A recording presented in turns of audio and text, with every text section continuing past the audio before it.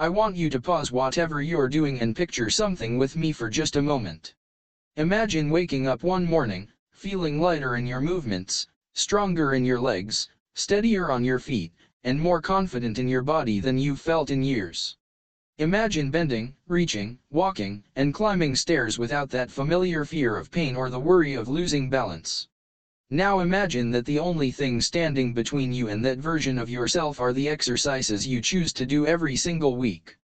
Because here's the truth no one tells enough: as we get older, the right exercises can transform your life, but the wrong exercises can actually speed up joint damage, increase pain, and make you more vulnerable to injury.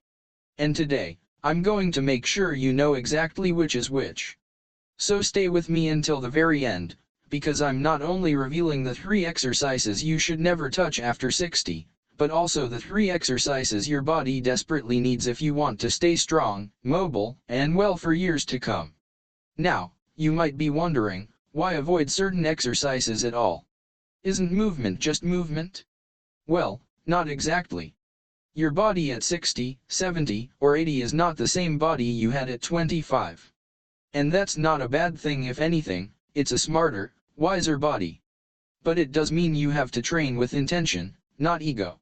Some exercises put unnecessary pressure on your joints or force your body into positions that increase the risk of injury, and the recovery time at this stage of life is much longer.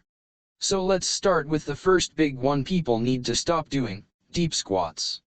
I know, everywhere you look online someone is telling you to squat lower, get deeper, push harder.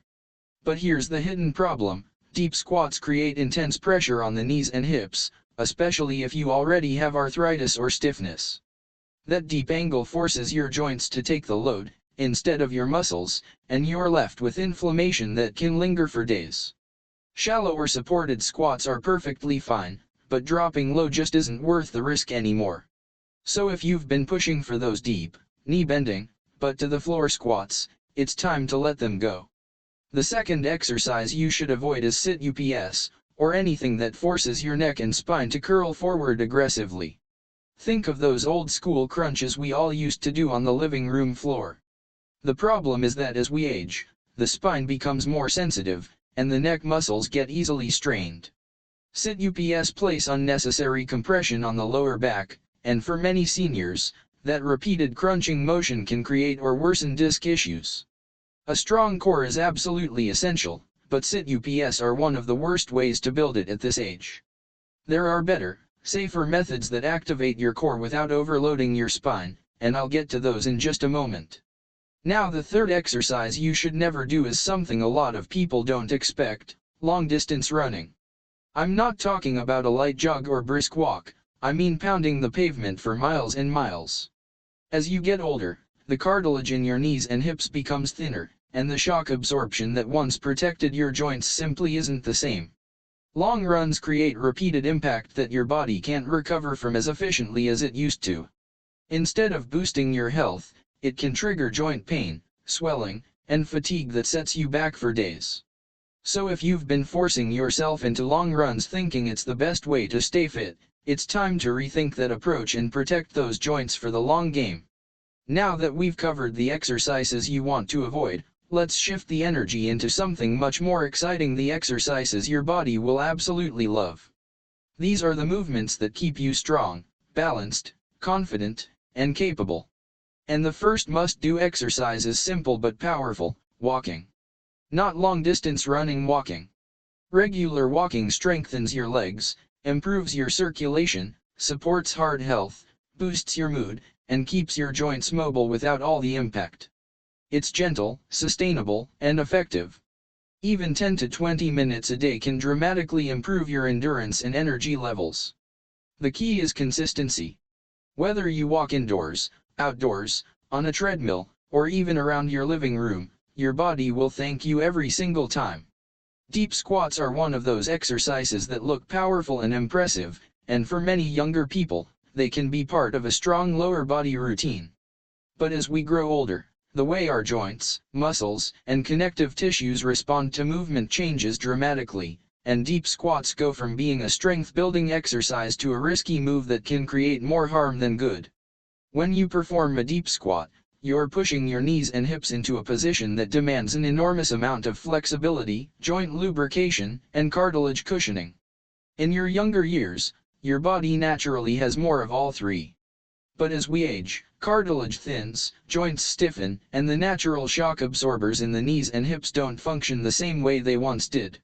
What happens, then, is that a movement that used to feel normal begins to send sharp pressure through the knees, or a pulling sensation into the hips, or a grinding feeling underneath the kneecap that wasn't there before. Many seniors think that discomfort simply means they need to push through it, but that's the exact moment when the risk increases. Deep squats place the knees in a compressed position where the femur and tibia squeeze together, making the joint take on far more weight than it should. It also forces the tendons and ligaments to stretch under loads they were never meant to handle at this stage of life. What most people don't realize is that the deeper the squat, the more force travels into the joint rather than the surrounding muscles. Instead of strengthening the thighs and glutes the way a safe squat should, a deep squat causes the knees to bear the brunt of the movement, leaving the muscles underworked and the joints overworked. This imbalance is one of the biggest reasons seniors experience flare ups after doing deep squats: swelling, stiffness, and soreness that can linger for days or even weeks. And once inflammation sets in, every other movement becomes harder. Getting up from a chair, walking upstairs, bending down to pick something up, all of a sudden those everyday tasks feel heavier and more painful. The frustration grows, and many begin believing their bodies are failing, when in reality, the problem is simply that they're doing the wrong kind of exercise for their age and joint condition. Another hidden issue with deep squats for seniors is the role of balance.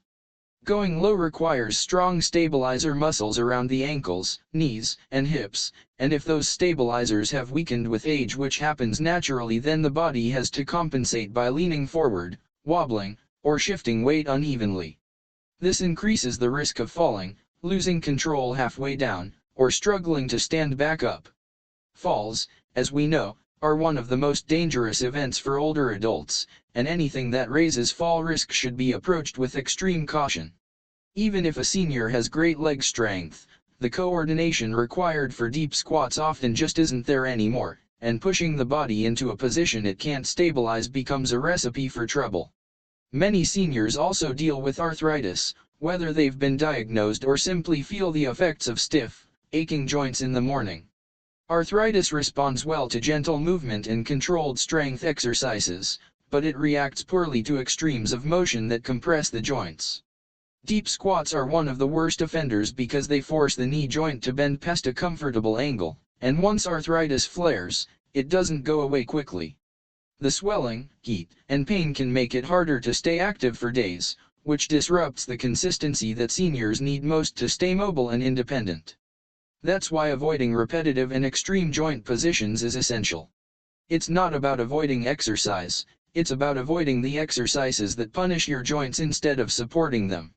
One of the excuses people use is that deep squats build more muscle, so they assume the discomfort is worth it. But the truth is, you don't need that depth to build strong legs. In fact, shallower squats or chair-assisted squats recruit the muscles more evenly and safely, allowing you to build strength without that grinding joint pressure. Seniors benefit far more from movements that train muscle without straining the joint, and the good news is that those kinds of squats are not only safer but also more functional. They mimic real-life movements like standing up from a chair, getting out of a car, or lowering yourself to a seat. These are the movements that matter most for independence, and none of them require going into a deep squat position. Another aspect we have to look at is the condition of the hip joint. Just like the knees, the hips lose cartilage and mobility with age, and they become sensitive to deep flexion. In deep squats, the hip joint closes up tightly, creating a pinch that many seniors don't notice until afterward. That hip pinching sensation is often the early sign of irritation or inflammation, and repeating deep squats can lead to bursitis or worsening stiffness. Hip issues tend to spread into the lower back because the body automatically compensates when a joint is irritated. So a senior might think they have back pain, when in reality, a deep squat irritated the hips, and the back muscles stepped in to protect the area. We also have to consider the role of posture. Deep squats demand strong core support to keep the spine neutral. Without that stability, the back rounds forward. For seniors with weaker abdominal muscles or changes in spinal alignment, that rounding creates pressure on the lower vertebrae. Over time, or with repetition, this can lead to soreness, strain, or even injuries like muscle spasms or disc irritation. Again, none of this is worth the risk when safer, more effective alternatives exist. Strength training should build you up, not break you down, and deep squats often do the opposite for older adults. Another point that often gets overlooked is recovery time. A younger person may bounce back from a deep squat session within a day, but seniors don't recover as quickly because the body simply doesn't regenerate tissue, cartilage, and muscle at the same speed. A single session of deep squats can leave the joints inflamed for several days, interrupting other important activities like walking or gentle stretching. And when inflammation becomes chronic, normal movement patterns change. People start avoiding bending, avoiding stairs, avoiding certain activities, all because one exercise caused more damage than benefit. This avoidance leads to even more weakness and stiffness, creating a cycle that's hard to break. Deep squats also don't align with the way seniors move in their daily lives. Most functional motions, standing, sitting, stepping, bending, require only a partial squat. Training your body with movements that match your real-life needs makes far more sense than forcing your joints into extreme ranges of motion. A senior who practices safe, shallow squats will develop strength they can actually use. A senior who forces deep squats builds strain, not strength. The goal for seniors should always be maintaining mobility, reducing pain, and supporting long-term joint health. Deep squats threaten all three because they demand too much from joints that have already worked hard for decades. When your knees have supported you through a lifetime of walking, climbing, lifting, and living, they deserve care, not compression. And the myth that deeper is always better is one of the biggest misconceptions in fitness, especially for older adults who need smarter, not harder, movement choices. Sit-ups and traditional crunches are exercises most of us remember from school days or old fitness routines, and because they're so familiar, many seniors assume they're still a safe and effective way to strengthen the core. But the truth is, sit-ups become increasingly risky as we age, and the movement pattern that once felt simple can suddenly start causing strain, discomfort, and even injuries that are completely avoidable. The spine is one of the most delicate areas of the body as we get older, and any exercise that forces it to repeatedly curl, bend, or compress under pressure becomes problematic. When you perform a sit-up, you are asking the spine to roll up from the floor one vertebra at a time, and for many seniors, the discs that cushion those vertebrae are already thinner, drier, and more sensitive than they were decades ago. That means there's far less protection between each bone in the back, so every crunch or sit-up increases pressure that the spine simply isn't equipped to handle anymore. Most seniors don't realize that sit-ups don't actually target the core the way they think they do. A huge portion of the movement comes from pulling with the hip flexors, which attach at the lower spine. When the hip flexors do the work, they tug on the lumbar vertebrae, causing stress and strain. That strain leads to the familiar aching sensation many people feel after doing sit-ups, not the good burn of strengthening muscles, but the soreness of the spine being pulled repeatedly into flexion without proper support. Over time, this kind of strain can worsen pre-existing back issues such as arthritis, disc degeneration, or spinal stenosis. Even if someone doesn't currently have back pain, sit-ups can start the process by placing the lower back under unnatural loads that accumulate with every repetition. Another major issue with sit-ups is the involvement of the neck. In almost every senior I've trained or observed, sit-ups begin with the hands pulling the head forward, or the neck craning to help lift the upper body. The neck muscles aren't designed for that kind of work, especially not repeatedly. And because the muscles in the neck and upper spine can be sensitive, even a few poorly performed sit-ups can trigger tension headaches, neck stiffness, or radiating pain into the shoulders. Many older adults unknowingly compensate for weaker abdominal muscles by yanking with their head or rounding their shoulders, which only makes the movement more dangerous. Once neck strain begins, it can spread into other areas, causing discomfort during daily activities like looking down, turning the head, or even sleeping. In addition to spinal compression and neck strain, sit-UPS force the body into a posture that most seniors already struggle to avoid, forward rounding. As we age, posture naturally shifts for many people, with rounded shoulders, a forward-leaning head, and a curved upper back becoming more common. Sit-UPS reinforce that pattern by encouraging the chest to collapse and the back to arch forward. Instead of helping seniors counteract poor posture, they actually worsen the muscular imbalances that contribute to it. This imbalance doesn't just affect the appearance of posture, it affects breathing, digestion, walking mechanics, and even balance, because the body relies on alignment to distribute weight properly.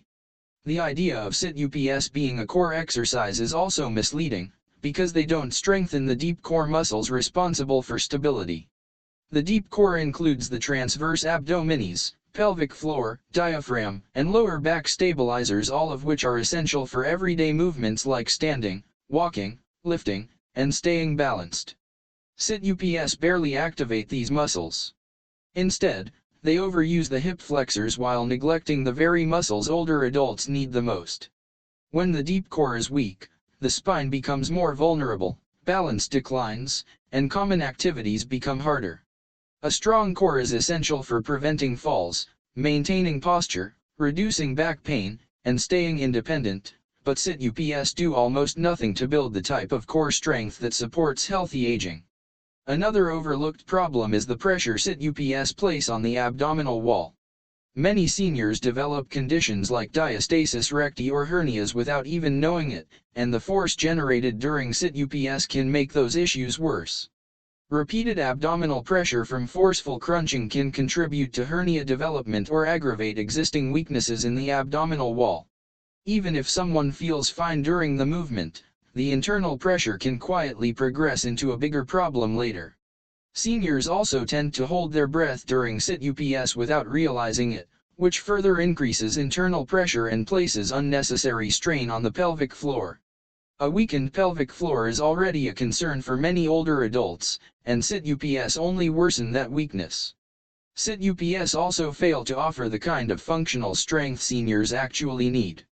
Functional strength is about being able to twist, reach, bend, lift, stabilize, and move comfortably in real life.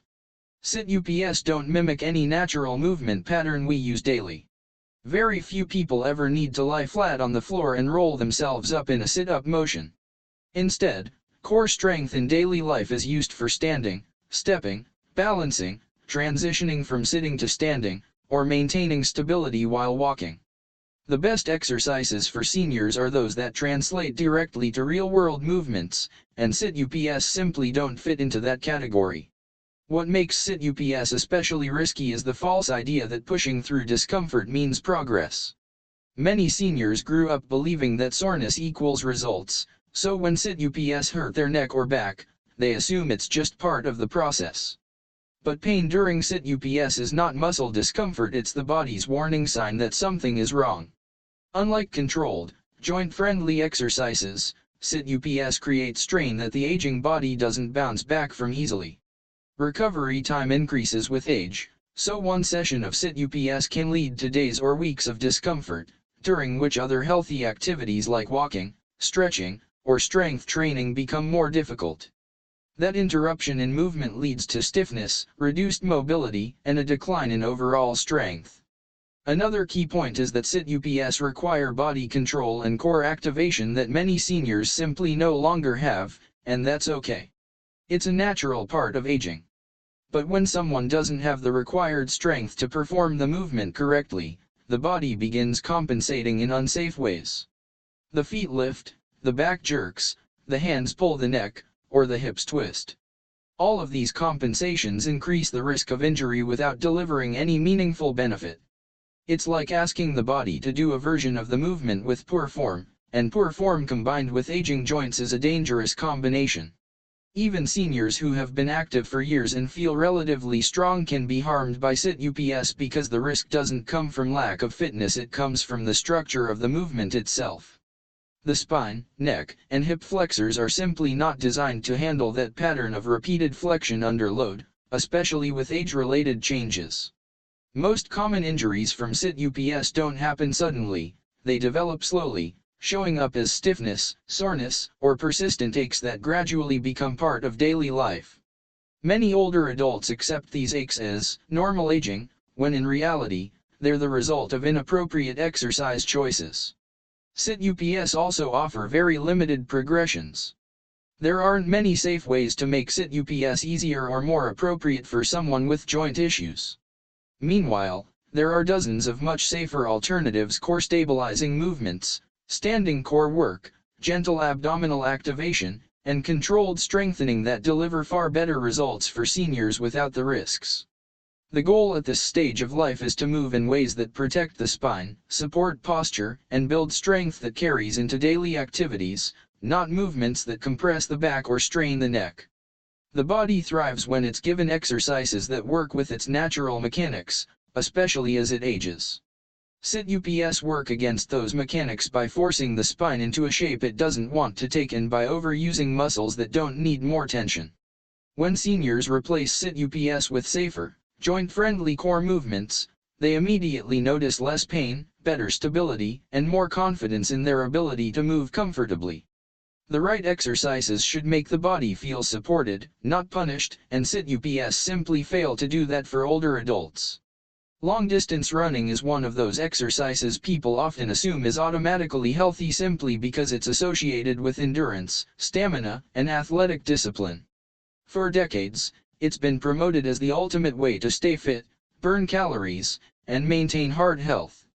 But the reality is that as we age, our bodies change in ways that make long-distance running far more harmful than helpful, especially for seniors who want to protect their joints, maintain mobility, and stay active for the long term. The first major issue with long-distance running is joint impact. Every time your foot hits the ground, especially on hard pavement or uneven surfaces, the force that travels through your feet, ankles, knees, and hips can be up to 3 times your body weight. When you're young, your joints are cushioned by thick cartilage and supported by strong, flexible ligaments that absorb that shock. But as the years pass, cartilage thins naturally, the cushioning in the joints becomes less effective, and the tissues that used to protect you become more vulnerable. Instead of absorbing shock, joints start absorbing damage. For seniors, that repeated pounding doesn't just cause temporary soreness, it can lead to long-term problems like knee pain, hip stiffness, swelling, or worsening arthritis. Long-distance running is not a gentle stress on the body, it is a high-impact, repetitive motion that demands strong joints, resilient cartilage, and fast recovery rates. Aging joints simply can't withstand that level of force without consequences. Many older adults try to push through the pain, believing soreness is normal or thinking they just need better shoes or better technique. But no shoe, surface, or running style can fully eliminate the impact forces involved in long-distance running. The wear and strain add up, and what starts as mild discomfort can slowly turn into chronic pain that affects daily life, making activities like walking, climbing stairs, or even sleeping uncomfortable. Another major concern is recovery time. Younger bodies can bounce back after a long run within hours or a day. But seniors often need far longer recovery periods, and the body's ability to repair muscle tissue and joint stress is much slower. When recovery takes too long, the risk of injuries such as tendinitis, shin splints, or joint inflammation increases dramatically.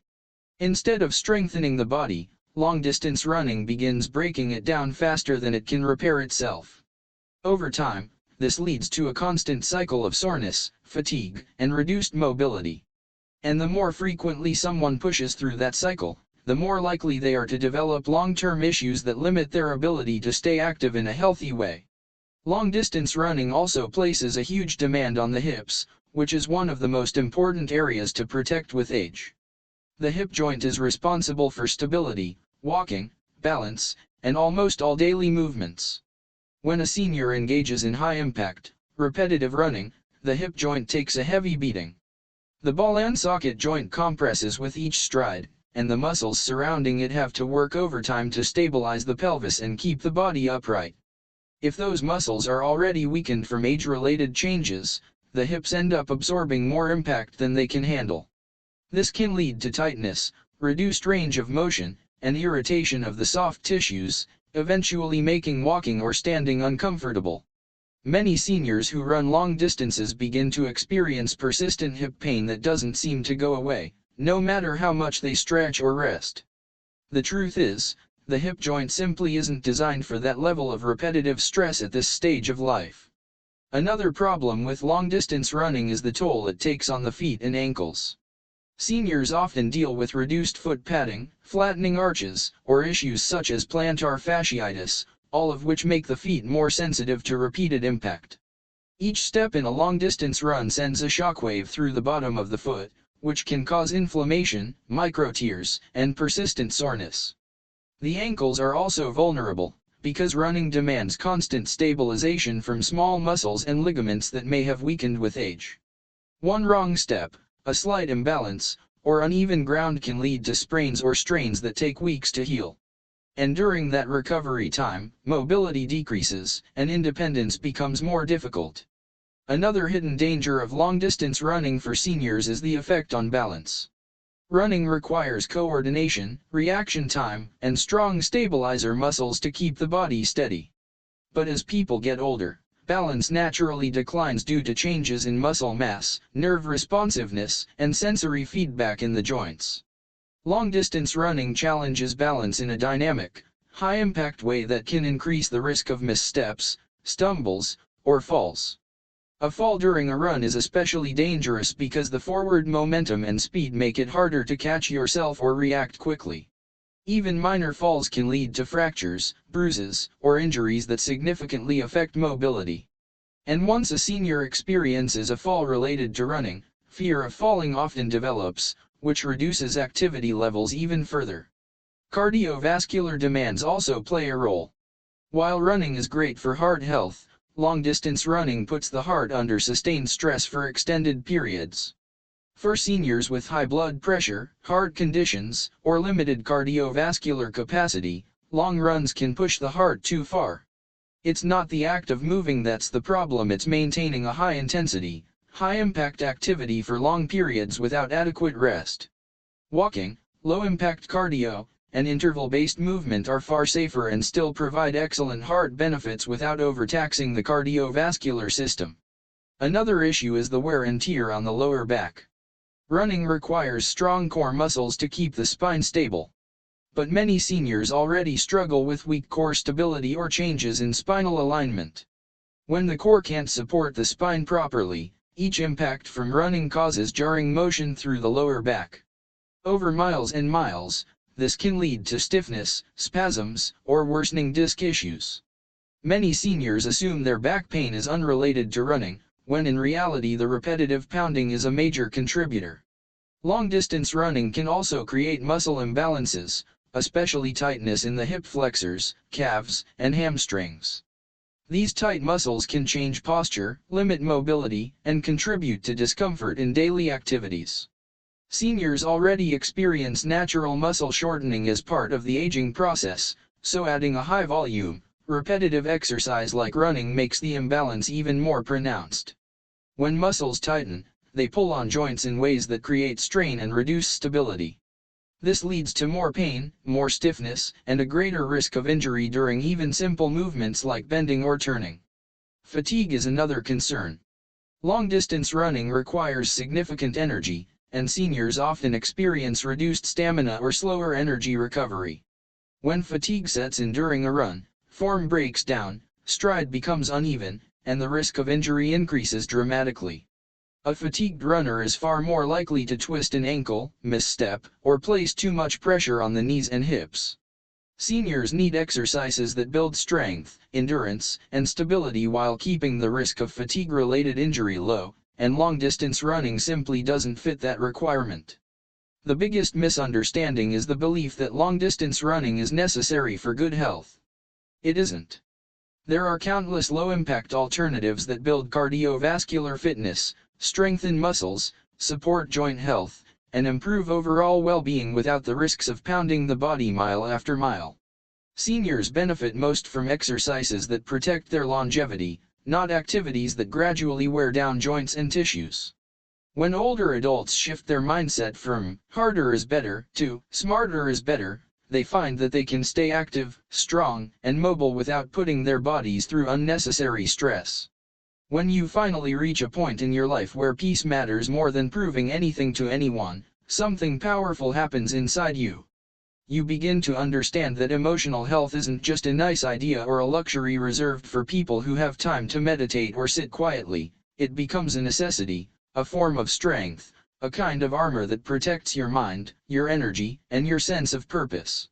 Many people grow up believing that emotional struggle is something you simply push through, or that ignoring your feelings is the fastest way to stay strong, but with time and experience you start realizing that unprocessed emotions don't disappear. They settle in your body, your decisions, your reactions, your habits, and even your relationships. It's not weakness to acknowledge pain, it's wisdom. It's not weakness to admit stress, fear, or disappointment, it's courage. And there comes a moment in life when you finally allow yourself to take a breath, slow down, and let truth rise to the surface, because truth always creates space for healing. When you look at people who appear calm, grounded, or emotionally steady, it isn't because their lives are easier than yours. Most of them have simply learned the art of responding instead of reacting.